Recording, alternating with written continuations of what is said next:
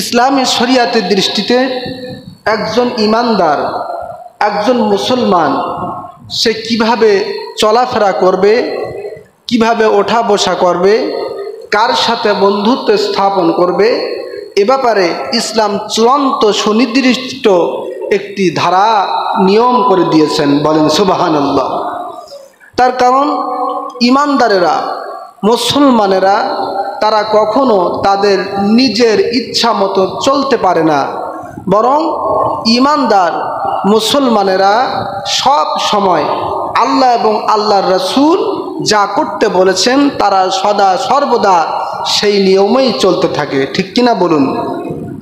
সুতরাং একজন মানুষ সে কার সাথে বন্ধুত্ব করবে, কার সাথে ওঠা বসা করবে, কার সাথে সোহবত অবলম্বন করবে, সে ব্যাপারে আজকের আলোচনা।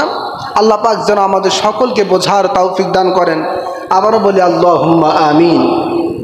সম্মানিত হাজিরিন, একজন ব্যক্তি যদি নামাজি মানুষের সাথে বন্ধুত্ব করে তাহলে আস্তে আস্তে করে ওই ব্যক্তিটিও এক সময় নামাজি হয়ে যায়। ঠিক কিনা বলুন? আবার আরেকজন ব্যক্তি যদি বেনামাজির সাথে বন্ধুত্ব করে তাহলে আস্তে আস্তে ওই ব্যক্তিটি বেনামাজি হয়ে যায়। ঠিক কিনা? সুতরাং ইসলামে সোহবত অবলম্বন করা, বন্ধুত্ব স্থাপন করা এটা অত্যন্ত গুরুত্বপূর্ণ একটি বিষয়। এবং নবীজি অসংখ্য হাদিসের মধ্যে কার সাথে বন্ধুত্ব করতে হবে সে ব্যাপারে সুস্পষ্ট নির্দেশনা দিয়েছেন। বলেন সুবহানাল্লাহ। যেমন আল্লাহর হাবিব সাল্লাল্লাহু আলাইহি সাল্লাম সুনান তিরমিজি শরীফের মধ্যে বলেন, আল মারউ আলা দীনি খলিলিহি। নবীজি বলছেন মানুষ সাধারণত তার বন্ধুর আদর্শের অনুগামী হয়। বলেন সুবহানাল্লাহ। নবীজির কথা, কার কথা? হাদিসের কথা, নবী পাকের কথা। নবীজি বলছেন মানুষ সাধারণত তার বন্ধুরকে অনুসরণ করে, বন্ধুর আদর্শের অনুগামী হয়। যেমন যেই কথাটি একটু আগে বললাম, বন্ধু যদি ভালো হয় আমিও ভালো হতে বাধ্য, বন্ধু যদি খারাপ হয় আস্তে আস্তে করে আমি ভালো হলেও এক সময় খারাপের দিকে চলে যাব। ঠিক কি না?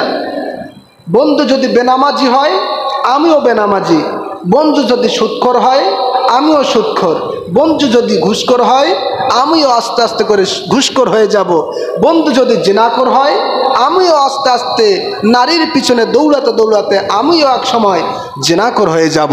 ঠিক কিনা? বন্ধু যদি ভালো হয় আমি ভালো, বন্ধু যদি খারাপ আমিও খারাপ হতে সময় লাগবে না। এজন্য নবীজি বলেছেন ফালয়ানজুর আহাদুকুম মাইয়ুখালিল। নবীজি বলছেন তোমাদের প্রত্যেকের লক্ষ্য করা উচিত যে সে কার সাথে বন্ধুত্ব স্থাপন করছে। বলেন সুবহানাল্লাহ। তাহলে আপনি আমি কারকে সঙ্গ দিব, কার সাথে ওঠা বসা করব? নবীজি বলছেন মন চাইলেই কারোর সাথে বেড়াতে পারো না, মন চাইলেই তুমি ইমানদার যাত্রার সাথে মিশতে পারো না, বরং তুমি লক্ষ্য করো যে তুমি কার সাথে বন্ধুত্ব স্থাপন করছো, সেই ব্যক্তিটি ভালো না খারাপ। বলেন সুবহানাল্লাহ। সম্মানিত হাজিরিন, এজন্য বন্ধুত্ব স্থাপন করতে হবে মানুষ দেখে, বাছাই করে করে। আপনি যদি বিচক্ষণ না করে বন্ধু আপনি যদি সঙ্গ দেন, মেলামেশা করেন, অবশ্যই আপনার ভাগ্যে ভালো হবে না, বরং খারাপের দিকে যাবে। ঠিক কি না? একজন মানুষের সাথে, একজন বন্ধুর সাথে ওঠা বসা করলে, চলাফেরা করলে দৃষ্টান্ত কেমন হয় নবীজি হাদিসের মধ্যে চমৎকার একটি উদাহরণ দিয়েছেন। আল্লাহর হাবিব সাল্লাল্লাহু আলাইহি সাল্লাম বলেছেন ইন্নামা মাসালুল জালিসাইনি সালিহি ওয়াসসুই।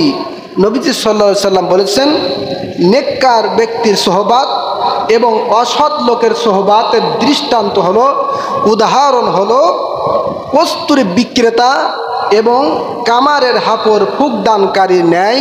জোরে কর নাউজুবিল্লাহ। নবীজি উদাহরণ দিয়েছেন কত চমৎকার। বন্ধুর সাথে মেলামেশা করলে কি হয় এবং বন্ধু ভালো হলে কেমন হয়, খারাপ হলে কেমন হয়, এর উদাহরণ নবীজি নিজেই দিয়েছেন। বলেন সুবহানাল্লাহ। কেমন উদাহরণ?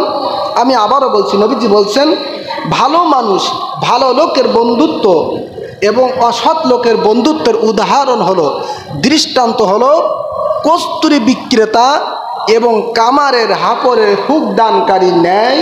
জোরে করে নাউজুবিল্লাহ। কি বুঝলাম আমরা?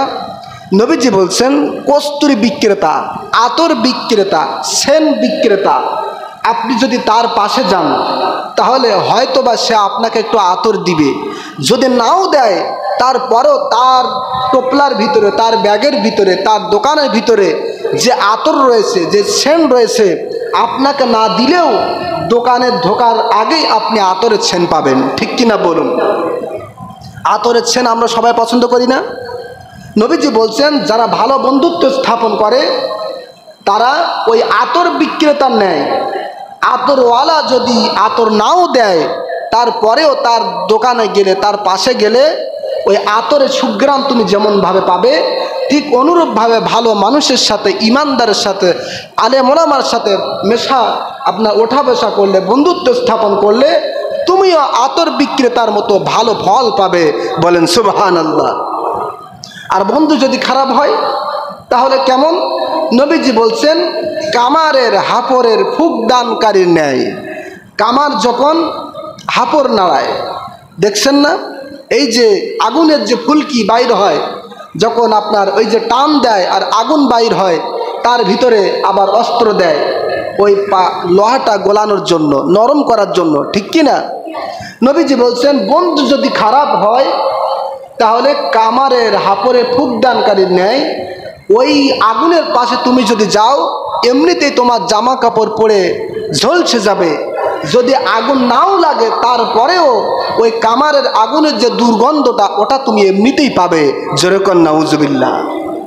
তাহলে বুঝতে পেরেছেন যে সৎ লোকের সোহবত, অসৎ লোকের সোহবতের উদাহরণ আমার নবীজি কত চমৎকারভাবে দিয়েছেন। সুবহানাল্লাহ।